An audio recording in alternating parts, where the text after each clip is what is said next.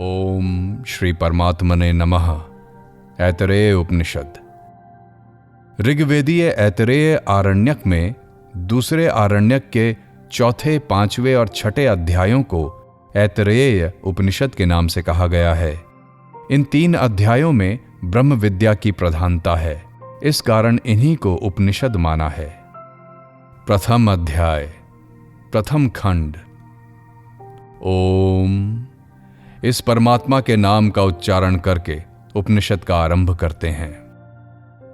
यह जगत प्रकट होने से पहले एकमात्र परमात्मा ही था। उसके सिवा दूसरा कोई भी चेष्टा करने वाला नहीं था। उस पुरुष परमात्मा ने मैं निश्चय ही लोकों की रचना करूं, इस प्रकार विचार किया। व्याख्या। इस मंत्र में परमात्मा के सृष्टि रचना विषयक प्रथम संकल्प का वर्णन है। भाव यह है कि देखने, सुनने और समझने में आने वाले जड़ चेतनमय प्रत्यक्ष जगत के इस रूप में प्रकट होने से पहले कारण अवस्था में एकमात्र परमात्मा ही थे। उस समय इसमें भिन्न भिन्न नाम रूपों की अभिव्यक्ति नहीं थी। उस समय उन परब्रह्म परमात्मा के सिवा दूसरा कोई भी चेष्टा करने वाला नहीं था।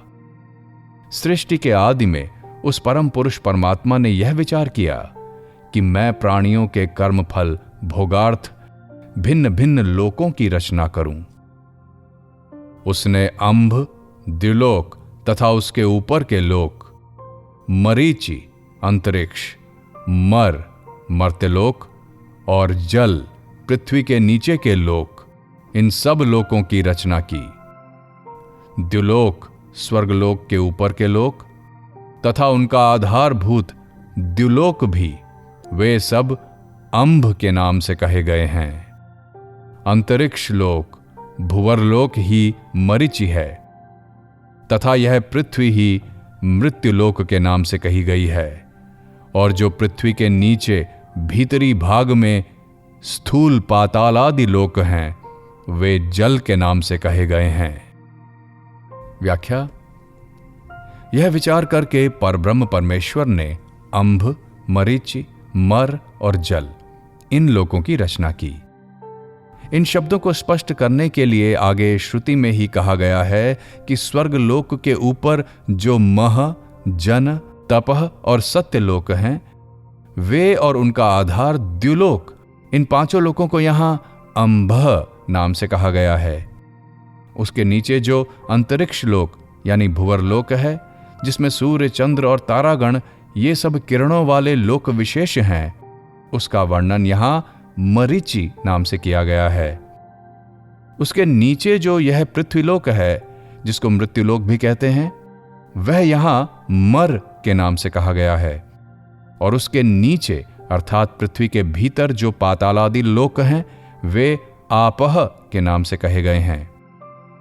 तात्पर्य यह है कि जगत में जितने भी लोक, त्रिलोकी, चतुर्दश भुवन और सप्त लोकों के नाम से प्रसिद्ध हैं, उन सब लोकों की परमात्मा ने रचना की। उसने फिर विचार किया, ये तो हुए लोक, अब लोकपालों की भी रचना मुझे अवश्य करनी चाहिए। यह विचार करके उसने जल से ही हिरण्यगर्भ रूप पुरुष को निकालकर उसे मूर्तिमान बनाया। व्याख्या। इस प्रकार इन समस्त लोकों की रचना करने के अनंतर परमेश्वर ने फिर विचार किया कि ये सब लोक तो रचे गए, अब इन लोकों की रक्षा करने वाले लोकपालों की रचना भी मुझे अवश्य करनी चाहिए, अन्यथा बिना रक्षक के ये सब लोक सुरक्षित नहीं रह सकेंगे। यह सोचकर उन्होंने जल में से अर्थात जल आदि सूक्ष्म महाभूतों में से हिरण्यमय पुरुष को निकालकर उसको समस्त अंग उपांगों से युक्त करके मूर्तिमान बनाया। यहां पुरुष शब्द से सृष्टि काल में सबसे पहले प्रकट किए जाने वाले ब्रह्मा का वर्णन किया गया है, क्योंकि ब्रह्मा से ही सब लोकपालों की और प्रजा को बढ़ाने वाले प्रजापतियों की उत्पत्ति हुई है। इस विषय का विस्तृत वर्णन शास्त्रों में पाया जाता है और ब्रह्मा की उत्पत्ति जल के भीतर से कमलनाल से हुई, ऐसा भी वर्णन आता है। अतः यहां पुरुष शब्द का अर्थ ब्रह्मा मान लेना उचित जान पड़ता है। परमात्मा ने उस हिरण्यगर्भ रूप पुरुष को लक्ष्य करके संकल्प रूप तप किया। उस तप से तपे हुए हिरण्यगर्भ के शरीर से पहले अंडे की तरह फूटकर मुख छिद्र प्रकट हुआ। मुख से वाकिंद्रिय और वाकिंद्रिय से अग्नि देवता प्रकट हुआ। फिर नासिका के दोनों छिद्र प्रकट हुए। नासिका छिद्रों में से प्राण उत्पन्न हुआ और प्राण से वायु देवता उत्पन्न हुआ। फिर दोनों आंखों के छिद्र प्रकट हुए। आंखों के छिद्रों में से नेत्रेंद्रिय प्रकट हुई और नेतेंद्रिय से सूर्य प्रकट हुआ। फिर दोनों कानों के छिद्र प्रकट हुए। कानों से श्रोत्र इंद्रिय प्रकट हुई। श्रोत्र इंद्रिय से दिशाएं प्रकट हुई। फिर त्वचा प्रकट हुई। त्वचा से रोम उत्पन्न हुए और रोमों से औषधि और वनस्पतियां प्रकट हुई। हृदय प्रकट हुआ। हृदय से मन का आविर्भाव हुआ और मन से चंद्रमा उत्पन्न हुआ। नाभि प्रकट हुई। नाभि से अपान वायु प्रकट हुआ और अपान वायु से मृत्यु देवता उत्पन्न हुआ। फिर लिंग प्रकट हुआ। लिंग से वीर्य और वीर्य से जल उत्पन्न हुआ। व्याख्या: इस प्रकार हिरण्यगर्भ पुरुष को उत्पन्न करके उसके अंग उपांगों को व्यक्त करने के उद्देश्य से जब परमात्मा ने संकल्प रूप तप किया, तब उस तप के फलस्वरूप हिरण्यगर्भ पुरुष के शरीर में सर्वप्रथम अंडे की भांति फूटकर मुख छिद्र निकला। मुख से वाकेंद्रिय उत्पन्न हुई और वाकेंद्रिय से उसका अधिष्ठात्र देवता अग्नि उत्पन्न हुआ। फिर नासिका के दोनों छिद्र हुए। उनमें से प्राणवायु प्रकट हुआ और प्राणों से वायु देवता उत्पन्न हुआ। यहां घ्राणेन्द्रिय का अलग वर्णन नहीं है, अतः घ्राणेन्द्रिय और उसके देवता अश्विनी कुमार भी नासिका से ही उत्पन्न हुए, ऐसा समझ लेना चाहिए। इसी प्रकार रसना इंद्रिय और उसके देवता का भी अलग वर्णन नहीं है, अतः मुख से वाक इंद्रिय के साथ रसना इंद्रिय और उसके देवता की भी उत्पत्ति हुई, ऐसा समझ लेना चाहिए। फिर आंखों के दोनों छिद्र प्रकट हुए। उनमें से नेत्र इंद्रिय और नेतेंद्रिय से उसका देवता सूर्य प्रकट हुआ। फिर कानों के दोनों छिद्र निकले। उनमें से एक श्रोत्र इंद्रिय प्रकट हुई और श्रोत्र इंद्रिय से उसके देवता दिशाएं उत्पन्न हुई। उसके बाद त्वचा चर्म प्रकट हुआ। त्वचा से रोम उत्पन्न हुआ और रोमों से औषधियां और वनस्पतियां उत्पन्न हुई। तत्पश्चात हृदय प्रकट हुआ। हृदय से मन और मन से उसका अधिष्ठाता चंद्रमा उत्पन्न हुआ। फिर नाभि प्रकट हुई। नाभि से अपान वायु और अपान वायु से गुदा इंद्रिय का अधिष्ठाता मृत्यु देवता उत्पन्न हुआ। नाभि की उत्पत्ति के साथ ही गुदा छिद्र और गुदा इंद्रिय की उत्पत्ति भी समझ लेनी चाहिए। यहां अपान वायु मल त्याग में हेतु होने के कारण और उसका स्थान नाभि होने के कारण मुख्यता से उसी का नाम लिया गया है, परंतु मृत्यु अपान वायु का अधिष्ठाता नहीं है, वह गुदा इंद्रिय का अधिष्ठाता है। अतः उपलक्षण से गुदा इंद्रिय का वर्णन भी इसके अंतर्गत मान लेना उचित प्रतीत होता है। फिर लिंग प्रकट हुआ। उसमें से वीर्य और उससे जल उत्पन्न हुआ। यहां लिंग की उत्पत्ति से उपस्थेंद्रिय और उसका देवता प्रजापति उत्पन्न हुआ, यह बात समझ लेनी चाहिए। द्वितीय खंड। वे परमात्मा द्वारा रचे हुए ये सब अग्नि आदि देवता इस संसार रूप महान समुद्र में आ पड़े। तब परमात्मा ने उस समस्त देवताओं के समुदाय को भूख और प्यास से युक्त कर दिया। तब वे सब अग्नि आदि देवता इस परमात्मा से बोले, भगवन, हमारे लिए एक ऐसे स्थान की व्यवस्था कीजिए जिसमें स्थित रहकर हम लोग अन्न भक्षण करें।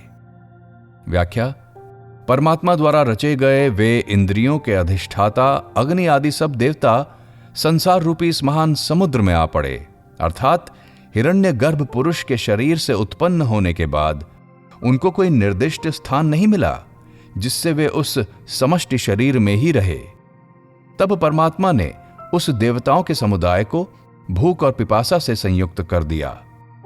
अतः भूख और प्यास से पीड़ित होकर वे अग्नि आदि सब देवता अपनी सृष्टि करने वाले परमात्मा से बोले, भगवान, हमारे लिए एक ऐसे स्थान की व्यवस्था कीजिए जिसमें रहकर हम लोग अन्न भक्षण कर सकें, अपना अपना आहार ग्रहण कर सकें। परमात्मा उन देवताओं के लिए गौ का शरीर लाए। उसे देखकर उन्होंने कहा, हमारे लिए यह पर्याप्त नहीं है। इस प्रकार उनके कहने पर परमात्मा उनके लिए घोड़े का शरीर लाए। उसे देखकर भी उन्होंने फिर वैसा ही कहा कि यह भी हमारे लिए पर्याप्त नहीं है। तब परमात्मा उनके लिए मनुष्य का शरीर लाए। उसे देखकर वे अग्नि आदि सब देवता बोले, बस यह बहुत सुंदर बन गया। सचमुच ही मनुष्य शरीर परमात्मा की सुंदर रचना है। फिर उन सब देवताओं से परमात्मा ने कहा, तुम लोग अपने अपने योग्य आश्रयों में प्रविष्ट हो जाओ। तब अग्नि देवता वाकिंद्रिय बनकर मुख में प्रविष्ट हो गए। वायु देवता प्राण बनकर नासिका के छिद्रों में प्रविष्ट हो गए। सूर्य देवता नेत्रेंद्रिय बनकर आंखों के गोलकों में प्रविष्ट हो गए।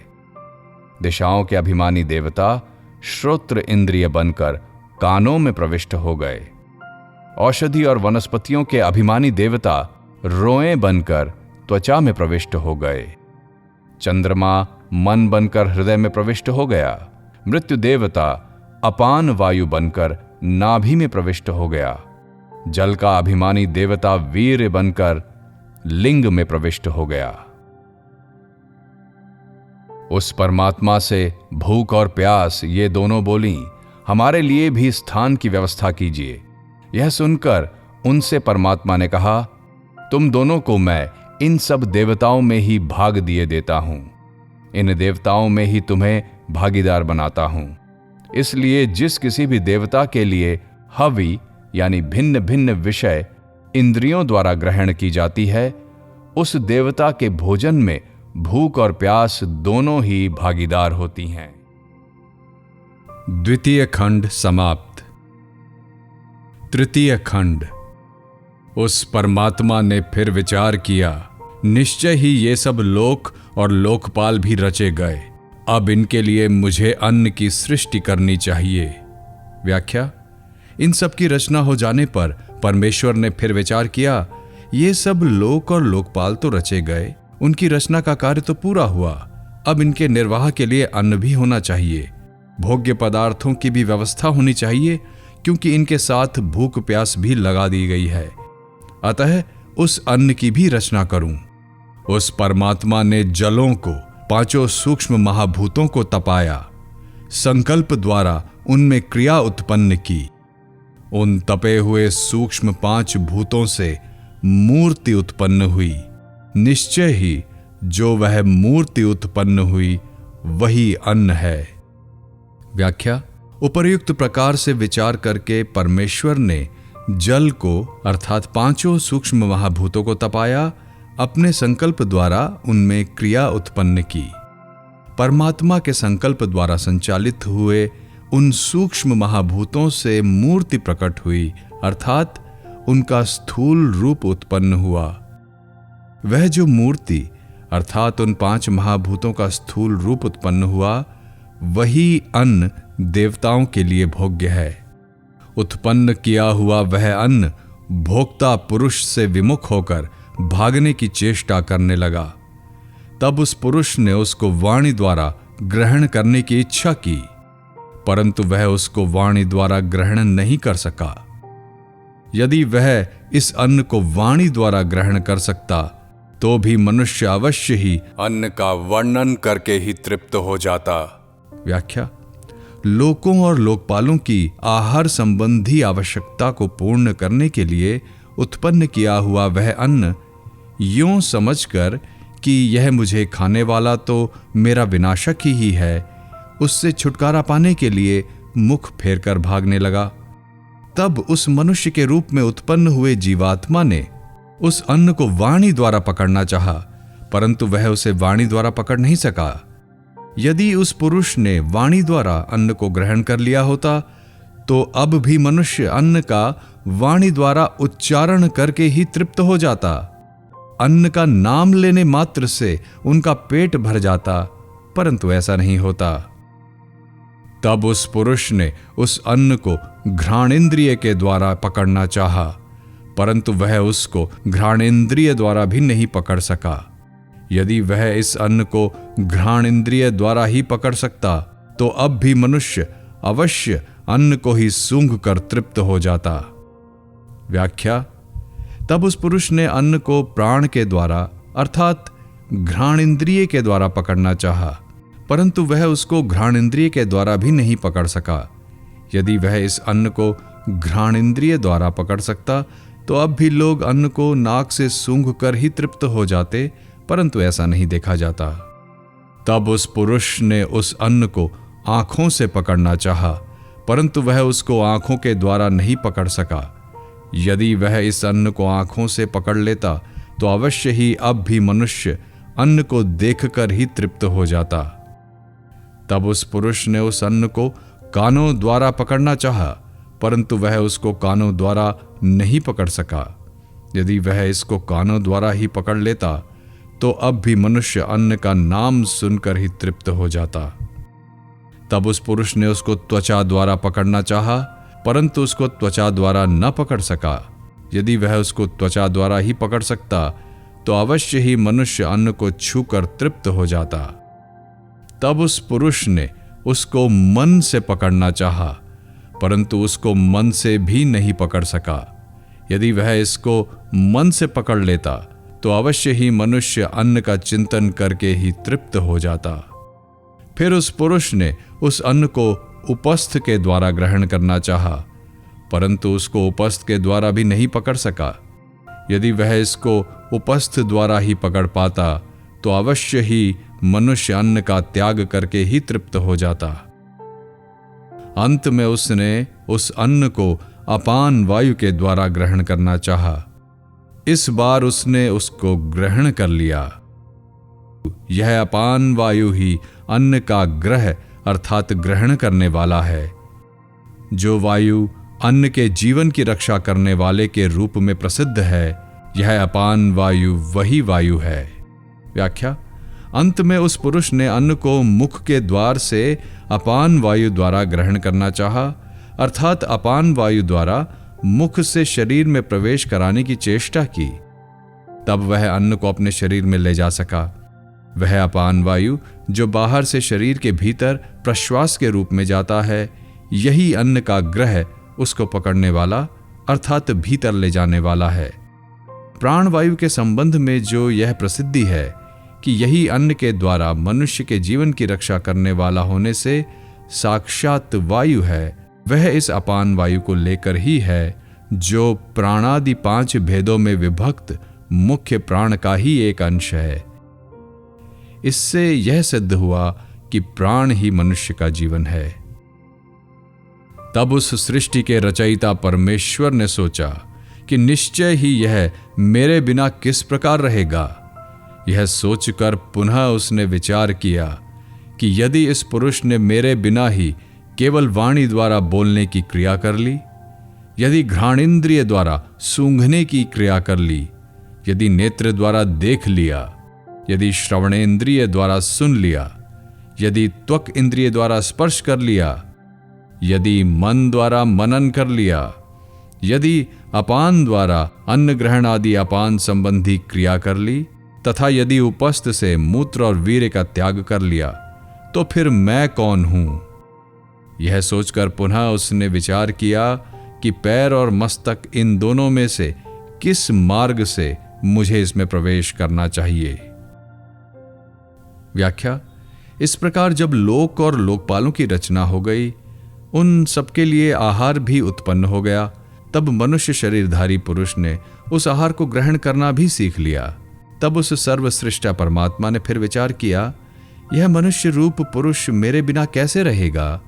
यदि इस जीवात्मा के साथ मेरा सहयोग नहीं रहेगा तो यह अकेला किस प्रकार टिक सकेगा? साथ ही यह भी विचार किया कि यदि मेरे सहयोग के बिना इस पुरुष ने वाणी द्वारा बोलने की क्रिया कर ली, घ्राण इंद्रिय से सूंघने का काम कर लिया, प्राणों से वायु को भीतर ले जाने और बाहर छोड़ने की क्रिया कर ली। नेत्रों द्वारा देख लिया, श्रवणेंद्रिय द्वारा सुन लिया, त्वक इंद्रिय द्वारा स्पर्श कर लिया, मन के द्वारा मनन कर लिया, अपान द्वारा अन्न निगल लिया, और यदि जननेंद्रिय द्वारा मूत्र और वीर्य का त्याग करने की क्रिया संपन्न कर ली, तो फिर मेरा क्या उपयोग रह गया? ऐसा सोचकर उसने इस मनुष्य शरीर की सीमा को चीरकर इसके द्वारा उस सजीव शरीर में प्रवेश किया। वह यह द्वार विद्यति नाम से प्रसिद्ध है। वही यह आनंद देने वाला अर्थात ब्रह्म प्राप्ति का द्वार है। उस परमेश्वर के 3 आश्रय उपलब्धि स्थान हैं, 3 स्वप्न हैं। यह हृदय गुहा एक स्थान है, यह परम धाम दूसरा स्थान है, यह संपूर्ण ब्रह्मांड तीसरा स्थान है। व्याख्या: परमात्मा इस मनुष्य शरीर की सीमा यानी मूर्धा को अर्थात ब्रह्मरंध्र को चीरकर इसके द्वारा उस सजीव मनुष्य शरीर में प्रविष्ट हो गए। वह द्वार विद्यति यानी विदीर्ण किया हुआ द्वार नाम से प्रसिद्ध है। वही यह विद्यति नाम का द्वार ब्रह्मरंध्र आनंद देने वाला अर्थात आनंद स्वरूप परमात्मा की प्राप्ति कराने वाला है। परमेश्वर की उपलब्धि के 3 स्थान हैं और स्वप्न भी 3 हैं। एक तो यह हृदय आकाश उनकी उपलब्धि का स्थान है, दूसरा विशुद्ध आकाश रूप परमधाम है जिसको सत्यलोक, गोलोक, ब्रह्मलोक, साकेत लोक, कैलाश आदि अनेक नामों से पुकारा जाता है। तीसरा यह संपूर्ण ब्रह्मांड है तथा इस जगत की जो स्थूल, सूक्ष्म और कारण रूप 3 अवस्थाएं हैं, वे ही इसके 3 स्वप्न हैं। मनुष्य रूप में प्रकट हुए उस पुरुष ने 5 महाभूतों की अर्थात भौतिक जगत की रचना को चारों ओर से देखा और यहां दूसरा कौन है यह कहा। तब उसने इस अंतर्यामी परम पुरुष को ही सर्वव्यापी ब्रह्म के रूप में देखा और यह प्रकट किया। अहो, बड़े सौभाग्य की बात है कि इस पर ब्रह्म परमात्मा को मैंने देख लिया। व्याख्या: मनुष्य रूप में उत्पन्न हुए उस पुरुष ने इस भौतिक जगत की विचित्र रचना को बड़े आश्चर्यपूर्वक चारों ओर से देखा और मन ही मन इस प्रकार कहा, इस विचित्र जगत की रचना करने वाला यहां दूसरा कौन है? क्योंकि यह मेरी की हुई रचना तो है नहीं और कार्य होने के कारण इसका कोई ना कोई कर्ता अवश्य होना चाहिए। इस प्रकार विचार करने पर उस साधक ने अपने हृदय में अंतर्यामी रूप से विराजमान पुरुष को ही इस संपूर्ण जगत में व्याप्त परब्रह्म के रूप में प्रत्यक्ष किया। तब वह आनंद में भरकर मन ही मन कहने लगा, अहो, बड़े ही सौभाग्य की बात है कि मैंने परब्रह्म परमात्मा को देख लिया, साक्षात्कार कर लिया। इससे यह भाव प्रकट किया गया है कि इस जगत की विचित्र रचना को देखकर इसके कर्ता धर्ता परमात्मा की सत्ता में विश्वास करके यदि मनुष्य उन्हें जानने और पाने को उत्सुक हो, उन्हीं पर निर्भर होकर चेष्टा करे तो अवश्य ही उन्हें जान सकता है। परमात्मा को जानने और पाने का काम इस मनुष्य शरीर में ही हो सकता है, दूसरे में नहीं। अतः मनुष्य को अपने जीवन के अमूल्य समय का सदुपयोग करना चाहिए, उसे व्यर्थ नहीं गंवाना चाहिए। इसीलिए वह इदंद्र नाम वाला है। वास्तव में वह इदंद्र नाम वाला ही है, परंतु इदंद्र होते हुए भी उस परमात्मा को परोक्ष भाव से गुप्त नाम से इंद्र यों पुकारते हैं, क्योंकि देवता लोग मानो परोक्ष भाव से कही हुई बात को पसंद करने वाले होते हैं। व्याख्या: परब्रह्म परमात्मा को उस मनुष्य शरीर में उत्पन्न हुए पुरुष ने पूर्वोक्त प्रकार से प्रत्यक्ष कर लिया। इसी कारण परमात्मा का नाम इदंद्र है, अर्थात इदम द्रह, इसको मैंने देख लिया। इस व्युत्पत्ति के अनुसार उनका इदंद्र नाम है। इस प्रकार यद्यपि उस परमात्मा का नाम इदंद्र ही है, फिर भी लोग उन्हें परोक्ष भाव से इंद्र कहकर पुकारते हैं, क्योंकि देवता लोग मानो छिपाकर ही कुछ कहना पसंद करते हैं। परोक्ष प्रिया इव ही देवाः। इस अंतिम वाक्य को दोबारा कहकर इस खंड की समाप्ति सूचित की गई है। तृतीय खंड समाप्त। प्रथम अध्याय समाप्त। द्वितीय अध्याय प्रथम खंड। प्रथम अध्याय में सृष्टि की उत्पत्ति का क्रम और मनुष्य शरीर का महत्व बताया गया, और यह बात भी संकेत से कही गई कि जीवात्मा इस शरीर में परमात्मा को जानकर कृतकृत्य हो सकता है। अब इस शरीर की अनित्यता दिखाकर वैराग्य उत्पन्न करने के लिए इस अध्याय में मनुष्य शरीर की उत्पत्ति का वर्णन किया जाता है। यह संसारी जीव निश्चय पूर्वक पहले पहल पुरुष शरीर में ही वीर्य रूप से गर्भ बनता है।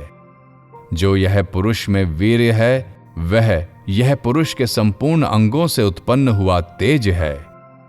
यह पुरुष पहले तो अपने ही स्वरूप भूत इस वीर्यमय तेज को अपने शरीर में ही धारण करता है। फिर जब यह उसको स्त्री में सिंचन करता है तब इसको गर्भ रूप में उत्पन्न करता है। वह इसका पहला जन्म है। वह गर्भ स्त्री के आत्मभाव को प्राप्त हो जाता है। जैसे अपना अंग होता है वैसे ही हो जाता है। इसी कारण से इस स्त्री को वह पीड़ा नहीं देता। वह स्त्री माता यहां अपने शरीर में आए हुए उस अपने पति के आत्मा रूप स्वरूप भूत इस गर्भ का पालन पोषण करती है। फिर जन्म लेने के बाद वह उसका पिता पहले ही उस कुमार को जात कर्म आदि संस्कारों द्वारा अभ्युदयशील बनाता तथा उसकी उन्नति करता है। वह पिता जो जन्म लेने के बाद पहले ही बालक की उन्नति करता है, वह मानो इन लोकों को मनुष्यों को बढ़ाने के द्वारा अपनी ही उन्नति करता है, क्योंकि इसी प्रकार ये सब लोक मनुष्य विस्तार को प्राप्त हुए हैं। वह इसका दूसरा जन्म है। वह पुत्र रूप में उत्पन्न हुआ यह पिता का ही आत्मा इस पिता के द्वारा आचरणीय शुभ कर्मों के लिए उसका प्रतिनिधि बना दिया जाता है। उसके अनंतर इस पुत्र का यह पिता रूप दूसरा आत्मा अपना कर्तव्य पूरा करके आयु पूरी होने पर मरकर यहां से चला जाता है। वह यहां से जाकर ही पुनः उत्पन्न हो जाता है। वह इसका तीसरा जन्म है। इस प्रकार बार बार जन्म लेना और मरना एक भयानक यंत्रणा है, और जब तक यह जीव इस रहस्य को समझकर इस शरीर रूप पिंजरे को काटकर इससे सर्वथा अलग न हो जाए, तब तक इसका इस जन्म मृत्यु रूप यंत्रणा से छुटकारा नहीं होगा। यह भाव अगले 2 मंत्रों में वामदेव ऋषि के दृष्टांत से समझाया गया है। वही बात इस प्रकार ऋषि द्वारा कही गई है। अहो, मैंने गर्भ में रहते हुए ही इन देवताओं के बहुत से जन्मों को भली भांति जान लिया। तत्वज्ञान होने से पूर्व मुझे सैकड़ों लोहे के समान कठोर शरीरों से अवरुद्ध कर रखा था। अब मैं बाज पक्षी की भांति वेग से उन सबको तोड़कर उनसे अलग हो गया हूं। गर्भ में ही सोए हुए वामदेव ऋषि ने उक्त प्रकार से यह बात कही। इस प्रकार जन्म जन्मांतर के रहस्य को जानने वाला वह वामदेव ऋषि इस शरीर का नाश होने पर संसार के ऊपर उठ गया और ऊर्ध्व गति के द्वारा उस परम धाम में पहुंचकर समस्त कामनाओं को प्राप्त करके अमृत हो गया। व्याख्या: इस प्रकार जन्म जन्मांतर के तत्व को, अर्थात जब तक यह जीव इन शरीर के साथ एक रहता हुआ शरीर को ही अपना स्वरूप माने रहता है, तब तक इसका जन्म मृत्यु से छुटकारा नहीं होता। इसको बार बार नाना योनियों में जन्म लेकर नाना प्रकार के कष्ट भोगने पड़ते हैं। इस रहस्य को समझने वाला वह ज्ञानी वामदेव ऋषि गर्भ से बाहर आकर अंत में शरीर का नाश होने पर संसार से ऊपर उठ गया और ऊर्ध्व गति के द्वारा भगवान के परम धाम में पहुंचकर वहां समस्त कामनाओं को पाकर, अर्थात सर्वथा आप्त काम होकर अमृत हो गया। जन्म मृत्यु के चक्र से सदा के लिए छूट गया। द्वितीय अध्याय समाप्त। तृतीय अध्याय, प्रथम खंड। हम लोग जिसकी उपासना करते हैं वह यह आत्मा कौन है, अथवा जिससे मनुष्य देखता है या जिससे सुनता है, अथवा जिससे गंधों को सूंघता है, अथवा जिससे वाणी को स्पष्ट बोलता है, या जिससे स्वाद युक्त और स्वादहीन वस्तु को भी अलग अलग जानता है, वह आत्मा पिछले अध्यायों में कहे हुए दो आत्माओं में से कौन है? व्याख्या। इस उपनिषद के पहले और दूसरे अध्यायों में दो आत्माओं का वर्णन आया है। एक तो वह आत्मा परमात्मा जिसने इस सृष्टि की रचना की और सजीव पुरुष को प्रकट करके उसका सहयोग देने के लिए स्वयं उसमें प्रविष्ट हुआ। दूसरा वह आत्मा जीवात्मा जिसको सजीव पुरुष रूप में परमात्मा ने प्रकट किया था और जिसके जन्म जन्मांतर की परंपरा का वर्णन दूसरे अध्याय में गर्भ में आने से लेकर मरण पर्यंत किया गया है। इनमें से उपास्य देव कौन है, वह कैसा है, उसकी क्या पहचान है, इन बातों का निर्णय करने के लिए यह तीसरा अध्याय कहा गया है। जो यह हृदय है यही मन भी है। सम्यक ज्ञान शक्ति, आज्ञा देने की शक्ति, विभिन्न रूप से जानने की शक्ति, तत्काल जानने की शक्ति, धारण करने की शक्ति, देखने की शक्ति, धैर्य, बुद्धि, मनन शक्ति, वेग, स्मरण शक्ति, संकल्प शक्ति, मनोरथ शक्ति, प्राण शक्ति, कामना शक्ति, स्त्री संसर्ग आदि की अभिलाषा, इस प्रकार ये सब के सब स्वच्छ ज्ञान स्वरूप परमात्मा के ही नाम अर्थात उसकी सत्ता के बोधक लक्षण हैं। व्याख्या। इस प्रकार विचार उपस्थित करके उन्होंने सोचा कि जो यह हृदय अर्थात अंतःकरण है यही पहले बताया हुआ मन है। इस मन की जो यह सम्यक प्रकार से जानने की शक्ति देखने में आती है अर्थात जो दूसरों पर आज्ञा द्वारा शासन करने की शक्ति, पदार्थों का अलग अलग विवेचन करके जानने की शक्ति, देखे सुने हुए पदार्थों को तत्काल समझ लेने की शक्ति, अनुभव को धारण करने की शक्ति, देखने की शक्ति, धैर्य अर्थात विचलित न होने की शक्ति, बुद्धि अर्थात निश्चय करने की शक्ति, मनन करने की शक्ति, वेग अर्थात क्षण भर में कहीं से कहीं चले जाने की शक्ति, स्मरण शक्ति, संकल्प शक्ति, मनोरथ शक्ति, प्राण शक्ति, कामना शक्ति और स्त्री सहवास आदि की अभिलाषा, इस प्रकार जो ये शक्तियां हैं वे सब की सब उस स्वच्छ ज्ञान स्वरूप परमात्मा के नाम हैं अर्थात उसकी सत्ता का बोध कराने वाले लक्षण हैं। इन सब को देखकर इन सब के रचयिता, संचालक और रक्षक की सर्वव्यापिनी सत्ता का ज्ञान होता है। यह ब्रह्मा है, यह इंद्र है, यही प्रजापति है, ये समस्त देवता तथा ये पृथ्वी, वायु, आकाश, जल और तेज, इस प्रकार ये पांच महाभूत तथा ये छोटे छोटे मिले हुए से बीज रूप समस्त प्राणी और इनसे भिन्न दूसरे से भी अंडे से उत्पन्न होने वाले एवं ज़ेर से उत्पन्न होने वाले तथा पसीने से उत्पन्न होने वाले और जमीन फोड़कर उत्पन्न होने वाले तथा घोड़े, गायें, हाथी, मनुष्य, ये सब के सब मिलकर जो कुछ भी यह जगत है, जो भी कोई पांखों वाला और चलने फिरने वाला और नहीं चलने वाला प्राणी समुदाय है, वह सब प्रज्ञान स्वरूप परमात्मा से शक्ति पाकर ही अपने अपने कार्य में समर्थ होने वाले हैं और उस प्रज्ञान स्वरूप परमात्मा में ही स्थित हैं। यह समस्त ब्रह्मांड प्रज्ञान स्वरूप परमात्मा से ही ज्ञान शक्ति युक्त है। प्रज्ञान स्वरूप परमात्मा ही इस स्थिति का आधार है। यह प्रज्ञान ही ब्रह्म है। व्याख्या। इस प्रकार विचार करके उन्होंने निश्चय किया कि सबको उत्पन्न करके सब प्रकार की शक्ति प्रदान करने वाले और उनकी रक्षा करने वाले स्वच्छ ज्ञान स्वरूप परमात्मा ही उपास्य देव हैं।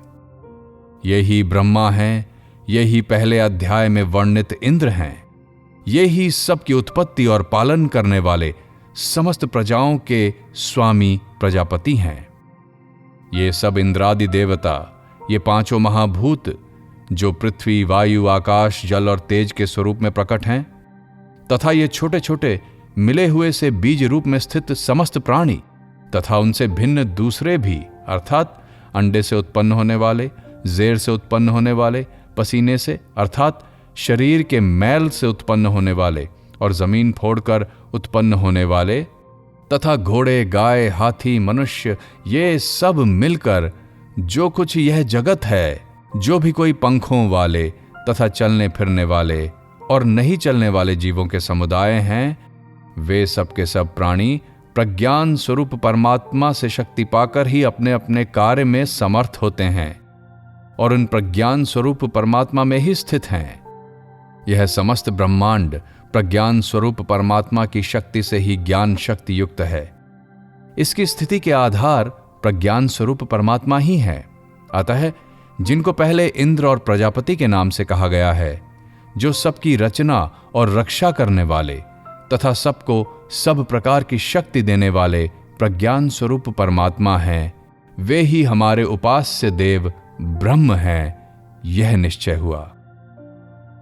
वह इस लोक के ऊपर उठकर उस परम धाम में इस प्रज्ञान स्वरूप ब्रह्म के सहित संपूर्ण दिव्य भोगों को प्राप्त होकर अमर हो गया, अमर हो गया। व्याख्या: जिसने इस प्रकार प्रज्ञान स्वरूप परमेश्वर को जान लिया, वह इस लोक के ऊपर उठकर अर्थात शरीर का त्याग करके उस परमानंदमय परम धाम में, जिसके स्वरूप का पूर्व मंत्र में वर्णन किया गया है, इस प्रज्ञान स्वरूप ब्रह्म के साथ संपूर्ण दिव्य अलौकिक भोग रूप परम आनंद को प्राप्त होकर अमर हो गया, अर्थात सदा के लिए जन्म मृत्यु से छूट गया। इस वाक्य की पुनरुक्ति उपनिषद की समाप्ति सूचित करने के लिए ही कही गई है। ऋग्वेदीय ऐतरेय उपनिषद समाप्त।